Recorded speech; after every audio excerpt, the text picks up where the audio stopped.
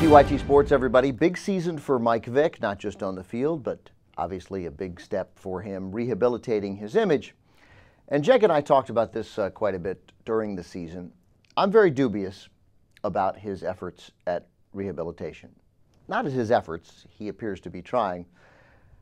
I don't believe that anybody who engaged in the sort of sadistic behavior that he engaged in can ever really fix themselves. I think he can take the steps that he took to make it appear that he's a better person, and I unquestionably think that Michael Vick should be allowed to play again. He served a very appropriate sentence for the crimes he committed. He went to prison. He'd lost a tremendous amount of money.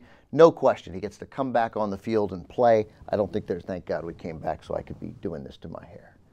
I'm glad you guys caught that. No question, Michael Vick gets to come back and he gets to play. There's no doubt about that. There should be no ambiguity there. I really don't understand anybody who thinks otherwise. But if you're going to torture dogs, I find it hard to believe that you're going to think, that anybody could think at any point that you get that really out of your system. It's the torturing. It's not the involvement in dog fighting. It's the hanging of the dogs, the shooting of the dogs, the drowning of the dogs, the cruelty that alarms me. So Michael Vick has to do a lot more to prove that he's got a clean soul to me. I'm not sure it matters. He's not my friend, but I'm dubious.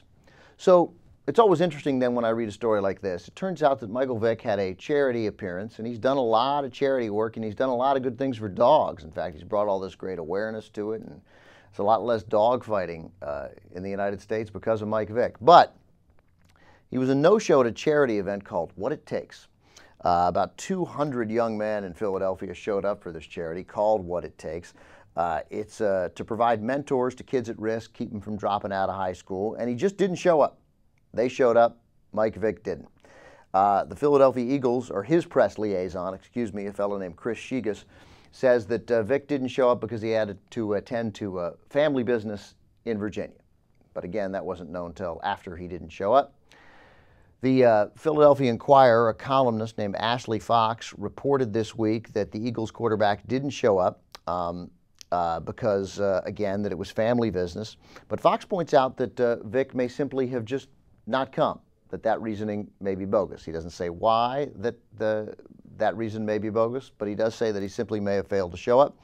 The man who organized the event said he knows Vick pretty well, and that if he could have, he would have been there for sure. But nonetheless, it is a puzzling decision that he simply didn't show up, and there was no real advance warning for it.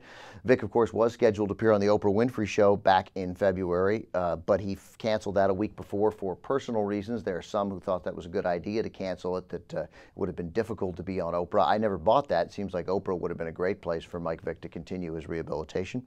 So it's unclear. And Ashley Fox says, is this a trend that Vick is canceling appearances, or is it just an unfortunate coincidence? It's impossible to know. And he says that, well, Vick has done a lot to rehabilitate his image. This recent cancellations bring into question his ability to, quote, handle his new station in life as sort of the leading role in the face of the Philadelphia Eagles. I merely bring it up because I think it's something to watch. And again, I point out that there is a difference between being able to play and it being right that he's able to play in the NFL, because I don't think there's any doubt about that, and sort of us drawing the distinction of buying into the rehabilitation story that everybody wants to believe. We'd love rehabilitation stories. A guy who did these awful things has turned his life around. And there's a big difference between, can he play in the NFL? Does he have the right to play in the NFL? Yes. And is he sort of pure of heart? And we don't know, man. We're not George Bush. We can't look into Mike Vick's heart the way Bush could look into Putin's heart. We don't know. Maybe we shouldn't care, but we shouldn't just presume that because it's a great story that Michael Vick is all of a sudden a good person. He did some hideous, incredibly cruel things, and I'm dubious whether somebody who willingly engages in that kind of cruel behavior is all of a sudden a great guy. And if he's not showing up at charity events, who knows? Does it mean something? I have no idea. Something to think about.